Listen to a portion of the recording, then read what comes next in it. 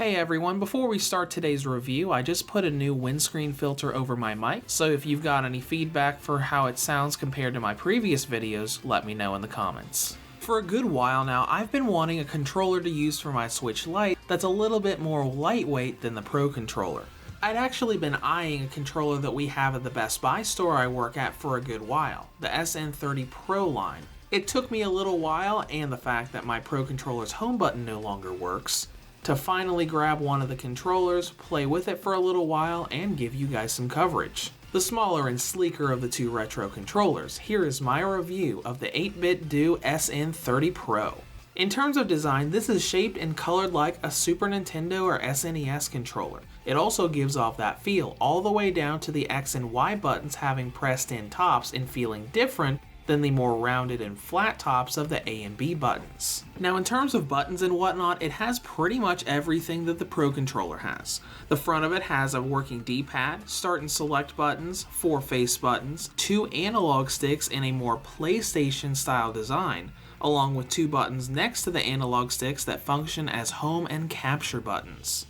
The top of the controller has our 4 trigger buttons above one another in a more typical controller fashion, as opposed to 8bit's NES style controllers that have them next to each other. On top we've got a little sync button as well as a USB-C port for charging the battery. There's not a whole lot to see on the back outside of this sticker right here that tells you how to turn the controller on. And on the bottom all we've really got are the indicator lights that'll tell you when it's paired to something. So pretty basic sleek design to make it look like a Super Nintendo controller while also giving you all of the different buttons you get on a full controller. And in terms of functionality, this isn't just a Nintendo Switch controller. It can also be wirelessly paired to Windows, Mac, Steam, Android, and even a Raspberry Pi. That's because the SN30 Pro's predecessor was already compatible with those systems, and this is mostly an updated controller with a lot of new features, from Switch functionality, the 2 joysticks, and the home and capture buttons.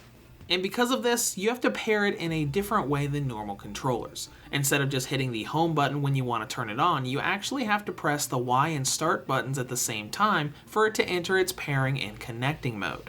Now with features compared to the Pro controller, it has some but not all of that controller's functionality. The SN30 Pro has motion and gyro aiming built in, but does not support HD rumble or amiibo scanning. While it does have a very subtle soft vibration in place of HD rumble, it's barely detectable and hearable in a silent room, and even less so when you're playing a game. What it does that the Pro controller doesn't is an auto sleep mode for battery preservation. If you don't do anything on the controller for about 10 minutes or so, it'll turn itself off. So any of you out there that watch YouTube, Hulu, or play visual novels a lot, you'll probably have to wake the controller back up when it does this.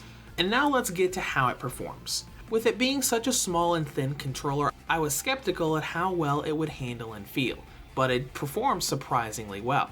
As I was testing the controller this past week, I was playing through the Mega Man Zero ZX Legacy Collection, Metro 2033, Yu-Gi-Oh! Legacy of the Duelist Link Evolution, in preparation for that big update we're going to get later this month, and The Legend of Zelda Breath of the Wild. All 4 of these games felt very comfy as I used the controller, and the motion aiming in Metro and Breath of the Wild responded very smoothly. The main flaw I found in the performance, or rather the design, are the 4 trigger buttons. Being such a small and thin controller, you can't comfortably rest fingers on all 4 triggers at once.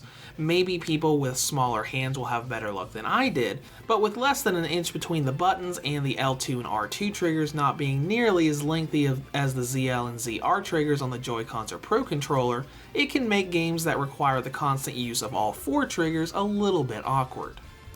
And finally, let's talk about battery life. This controller comes in at around $45, although being a Best Buy employee, I got it for a bit less than that.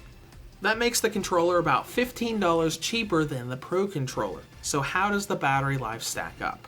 It does vary a bit depending on what kind of games you're playing, but it normally lasts around 15 to 20 hours per charge. About the same as what you'll get from the Joy-Cons, but easily half of what the Pro controller can do.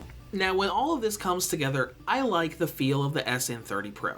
It's a lot more comfy than I was expecting out of such a small and thin controller, even for 3D games and shooters like Metro Redux. Now on the downside, the trigger buttons are a little cramped on the top, but if you're looking for a less bulky controller for your Switch or Switch Lite, it certainly does what it's supposed to do, and with good motion controls built in. Reviews to Go rates the SN30 Pro a 7.5 out of 10. If you have any comments or questions, feel free to leave them below. Thanks for watching and have a great day.